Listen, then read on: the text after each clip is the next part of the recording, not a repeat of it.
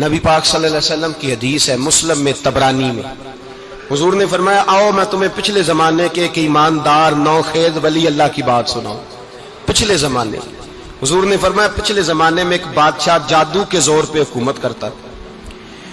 جب وہ ایک جادوگر اس نے رکھا ہوا تھا تو جادوگر اس کو جادو بتاتا، وہ جادو کے زور پر حکومت کرتا۔ جادوگر بوڑھا ہو گیا تو کہنے لگا بادشاہ کو نوجوان میرے پاس بھیج دے، اب میں بوڑھا ہو گیا ہوں، میرا پتہ کوئی نہیں کب مر جاؤں۔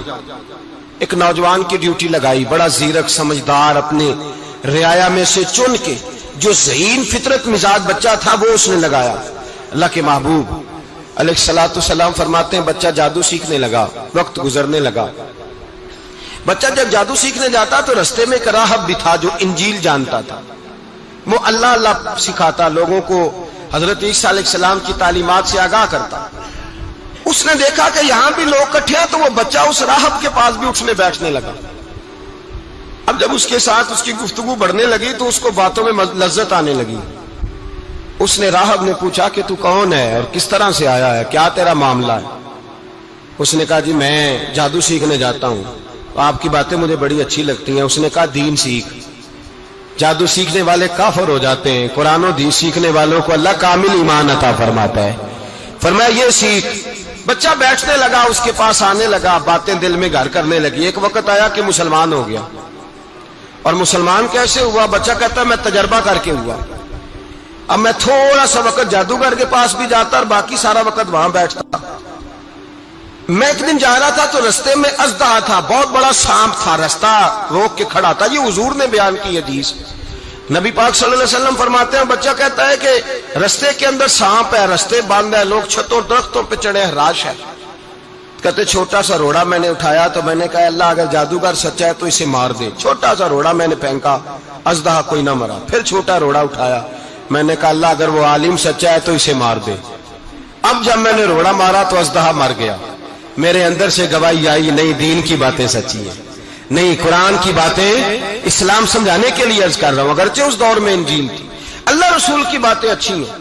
کہتے میں مسلمان ہو گیا، اب میں نے راہب کے پاس ہی رہنا شروع کر دیا، جادوگر کے پاس چھوڑ دیا۔ اس بچے نے آنا، بادشاہ پوچھتا کہاں زیادہ وقت گزارتے ہو تو وہ بات گول کر دیتا۔ وقت تیزی سے بڑھنے لگا، اللہ نے اس نوجوان میں طاقت پیدا کر دی۔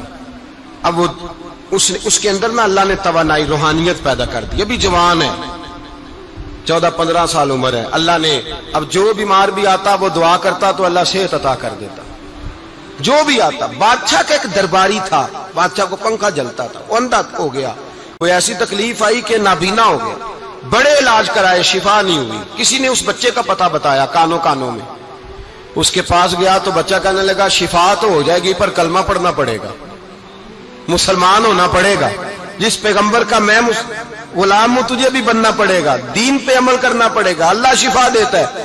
اس نے کہا تو مجھے کلمہ پڑھا، مجھے شفا دے، میں تیار ہوں۔ اس نے کہا شفا تو اللہ دیتا ہے۔ اس نے اللہ تبارک و تعالیٰ کا ذکر کر کے دعا مانگی، یہ مسلم شریف میں حدیث ہے، طبرانی میں موجود ہے۔ اللہ نے اسے شفا دی، اس نے کلمہ پڑھنا شروع کر دیا۔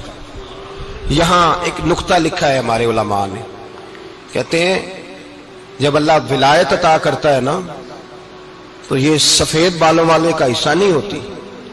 اگر جوانی میں کوئی آدمی توبہ کر کے تصوف کے راستے پہ چلتا ہے تو سب سے زیادہ ولایت اللہ اسے عطا فرماتا ہے، سب سے زیادہ ولایت اس کے پاس ہوتی ہے۔ ابھی اس کے بال کالے ہیں، چڑھتی جوانی ہے، دعا کی تو اللہ نے، اور حدیث پاک میں موجود ہے کوڑے آتے تو شفا یاب ہو جاتے، اندھے آتے تو شفا یاب، برس والے آتے تو اللہ سے دے، جوان ہے۔ بادشاہ کے پاس وہ واپس گیا، وہ جو آدمی جس کی آنکھیں ٹھیک ہوئی تھی۔ بادشاہ نے پوچھا کہ کیسے شفا ملی؟ تو کہنے لگا میرے رب نے شفا دی ہے۔ بادشاہ سجدے کراتا تھا، اپنے آپ کو منواتا تھا، معاذ اللہ، کہنے لگا میرے علاوہ کون رب ہے؟ اس نے کہا وہی رب ہے جس نے تجھے پیدا کیا ہے، اور وہی رب ہے جس نے مجھے اندھے کو آنکھیں دی ہیں، وہی ہے میرا مالک۔ کہا اچھا تو مجھے نہیں مانتا؟ کہا نہیں میں اپنے رب کو مانتا ہوں۔ بادشاہ نے اسے سزا دی، ستایا، اس نے بچے کا پتہ بتایا، پھر بچے کو بلا کے ستایا تو اس راہب کا پتہ بتایا، راہب بھی قتل ہو گیا، نابینا بھی قتل ہو گیا۔ بادشاہ نے کہا سپاہیوں سے اس بچے کو لے جاؤ اور پہاڑ کی چوٹی پہ جا کے نیچے پھینکو تاکہ مر جائے۔ بچہ پہاڑ کی چوٹی پہ گیا تو ہاتھ اٹھا کے کہنے لگا یا اللہ میرے لیے نہیں اپنے لیے، میرے لیے نہیں اپنے لیے انہیں اپنی قدرت کے جلوے دکھا، میرے لیے نہیں۔ اللہ کے بندے اپنی جان بچانے کی دعائیں نہیں مانگتے، اپنے لیے انہیں اپنی قدرت کے جلوے دکھا، یہ دعا مانگی۔ جتنے لوگ ساتھ آئے تھے وہ سارے زمین پہ گرے اور سب مر گئے، پہاڑ سے گر کے مر گئے۔ بچہ واپس سیدھا بادشاہ کے پاس کہنے لگا لو بھائی میرے رب نے مجھے بچا لیا ہے۔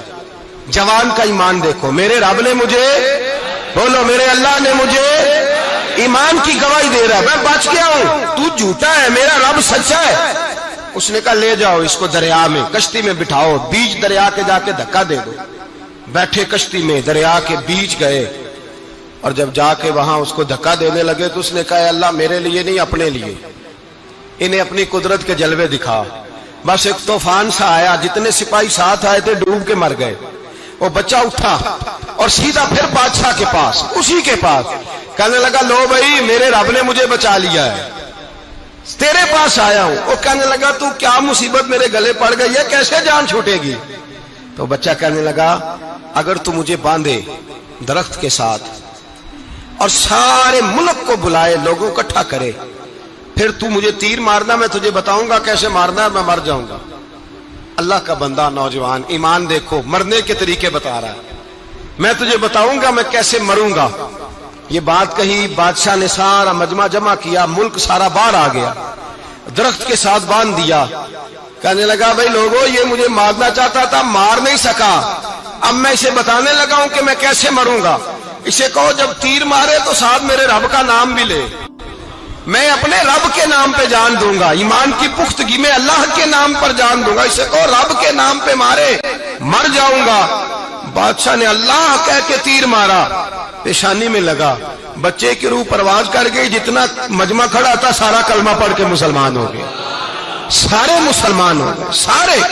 میرے رسول پاک سید عالم صلی اللہ علیہ وسلم نے نوجوانوں کو بتایا جب تمہارے اندر ایمان کی قوت آئے گی تو اللہ تمہاری مدد کرے گا۔ فرمایا وہ نوخیز ولی تھا، ابھی جوان رانا تھا، ابھی اس کی پیشانی پر جوانی کے آثار تھے، لیکن اس نے اللہ کو راضی کیا، رب کریم کو راضی۔ ولایت کا مطلب بڑھاپا نہیں، ولایت کا مطلب وہ نہیں کہ جب بڑا لمبا وقت گزر جائے تو پھر آدمی آئے کہ نہیں اب کیا کرنا ہے، اب مسجد ہی ہے، اب تو اس کے علاوہ گزارا ہی کوئی نہیں۔ تو اس وقت کا آنا اللہ کی بارگاہ میں قبول تو ہے، لیکن شاباشی اسی کو ملتی ہے جو جوانی کا وقت آئے، جو عین اس وقت آئے جو وقت میرے رسول پاک علیہ السلام کے غلام عبداللہ ابن عمر، حضرت عبداللہ ابن عمر رضی اللہ تعالیٰ عنہ فرماتے ہیں کہ میں نکلا، مجھے سفر کے لیے جانا تھا، تو تھوڑی سی کھجوریں، تھوڑا سا سرکہ، ایک شہد کی بوتل، چیزیں میں نے سفر کے لیے ساتھ رکھ لی۔ میں جب مدینے سے باہر صحرا میں نکلا نا تو رمضان نہیں تھا، غیر رمضان تھا۔ میں نے ایک نوجوان کو دیکھا بکریاں چرا رہا ہے، بکریاں چرا رہا ہے، اے جوان۔ آپ فرماتے ہیں اس کا چہرہ بڑا نورانیت والا، گرد پڑی ہوئی پر بڑا حسین۔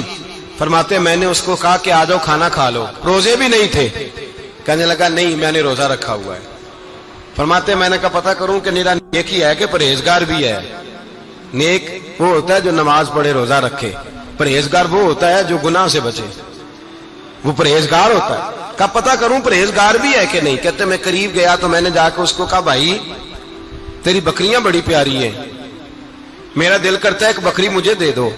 کہتے وہ جوان، غربت بھی، پریشانی بھی، پر دامان توکل کی یہ خوبی ہے کہ اس پر پابند لگے ہوتے ہیں، دھبے نہیں ہوتے، غربت ہے۔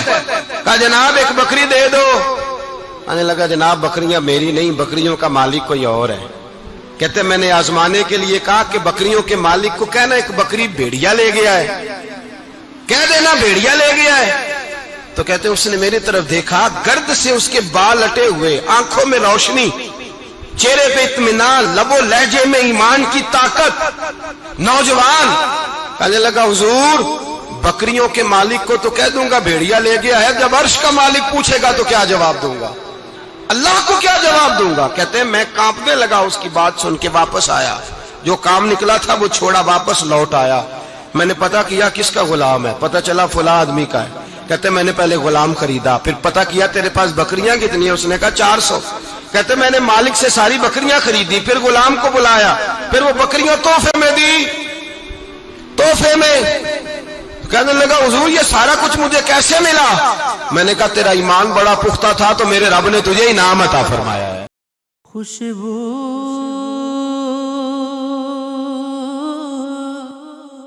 ہے دو عالم میں تیری، اے گل چیدہ کس منہ سے بیان ہوں تیرے اوصاف حمیدہ، تجھ سا کوئی آیا